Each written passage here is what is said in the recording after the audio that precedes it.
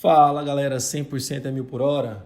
Sou o professor Luiz Primandade, professor de Biologia, e hoje nosso assunto vai ser vírus.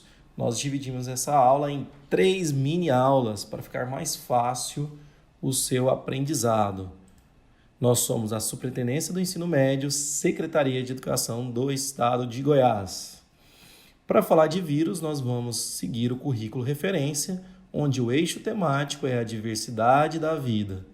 E na expectativa de aprendizagem, reconhecer estruturas e ciclo de vida de vírus. E assunto importante, hein, para você que vai fazer as provas de vestibulares e do Enem desse ano de 2020. Olha que bonitinho. Essa estrutura aí de um vírus no seu lado superior da tela esquerdo.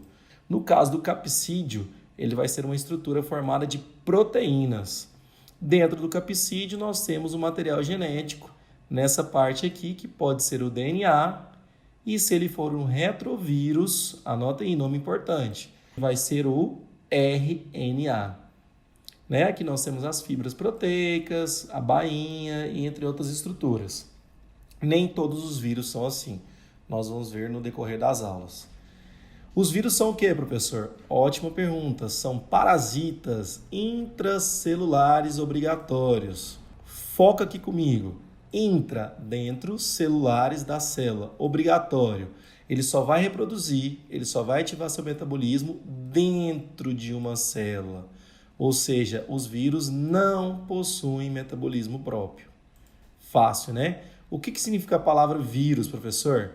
Ótima pergunta, ele significa fluido venenoso ou toxina, uma vez que ele faz mal à saúde. Hoje, ela é utilizada para descrever os vírus biológicos e até mesmo existiu uma evolução da palavra para outras áreas, como é o caso da informática. Então, quando seu computador fica contaminado aí, você falou que ficou contaminado por um vírus. E da onde veio o vírus?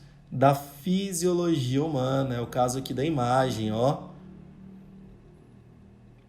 Os vírus contaminando 2 organismos humanos aqui no trato respiratório, afetando as vias respiratórias. É isso que essa imagem traz pra gente. Continuando nosso conteúdo, vamos falar sobre os ciclos dos vírus. Dentre os ciclos, nós temos 2 ciclos. O ciclo lisogênico e o ciclo, qual que é o outro? Vou pintar de cor diferente aqui. O ciclo lítico. Então, tem que saber a diferença, professor? Tem. Basicamente, galera, no ciclo lisogênico, o vírus vai invadir a célula hospedeira e pedir para que essa célula se reproduza. Ele vai infectar essa célula e não vai matar essa célula a princípio. Todo ciclo lisogênico pode passar a ser um ciclo lítico. Vamos ver isso também na aula 2 com os senhores, numa animação que eu fiz para melhor aprendizado. Então, o ciclo lisogênico, nós temos 2 exemplos de doença, a AIDS e a herpes. O que vai acontecer? O vírus vai pedir para a célula reproduzir, vai infectar essa célula e ela vai aumentar sua quantidade. Já o ciclo lítico, nós temos o exemplo do ebola e da influenza. O que é influenza? A gripe.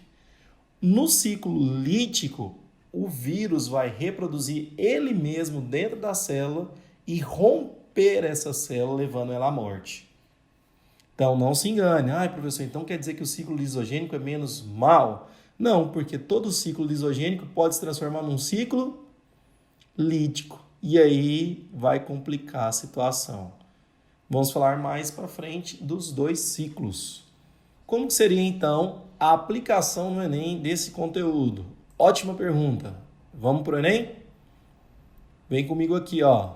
Na família Retroviridae encontram-se diversos vírus que infectam aves e mamíferos, sendo caracterizada pela produção de DNA a partir de uma molécula de RNA. Alguns retrovírus infectam exclusivamente humanos. Observem que eu dei ênfase para quê? Retrovírus.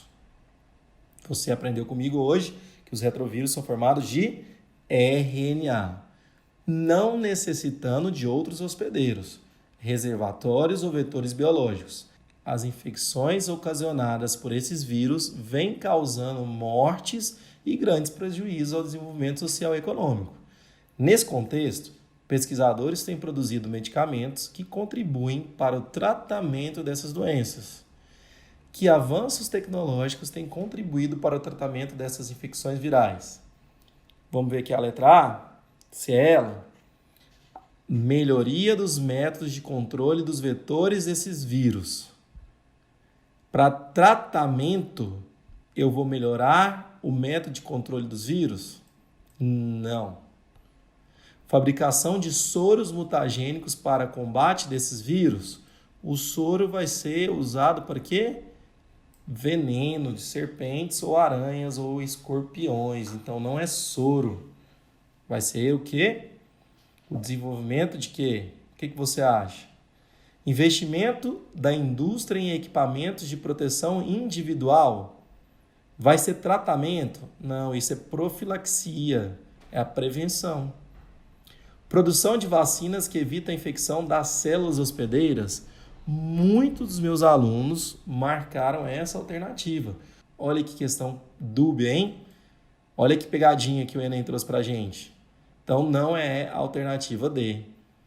Por fim, desenvolvimento de medicamentos antivirais que dificultam a reprodução desses vírus.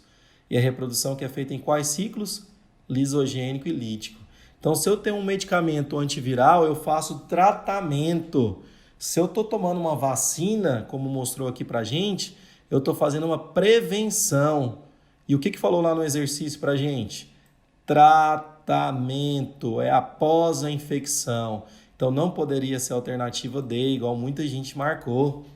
Falou vacina, vírus. Falou, obviamente, gente, que as vacinas são desenvolvidas para prevenir uma doença, não para remediar. Então, se eu desenvolver medicamentos antirretrovirais, eu vou dificultar a reprodução desses vírus.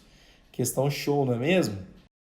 As doenças causadas por vírus ou retrovírus são importantíssimas para o seu Enem, para a sua prova de vestibular, como é o caso da gripe, do sarampo, da catapora, da rubéola, da poliomielite, da febre amarela, da raiva, hepatite viral. Lembra que também tem a hepatite fúngica e hepatite bacteriana. Aqui é hepatite viral. A dengue e a AIDS. Importante, atenção, normalmente as provas não cobram os sintomas. Elas cobram forma de prevenção para essas doenças e modo de transmissão das doenças. Importante, hein? Anotaram aí? Depois você agradece esse rapaz aqui, ó. Primandade Luiz. Essa aula foi uma aula produzida pela Superintendência de Ensino Médio, Secretaria de Educação. Eu sou Luiz Carlos e te espero na aula 2 sobre vírus. Valeu!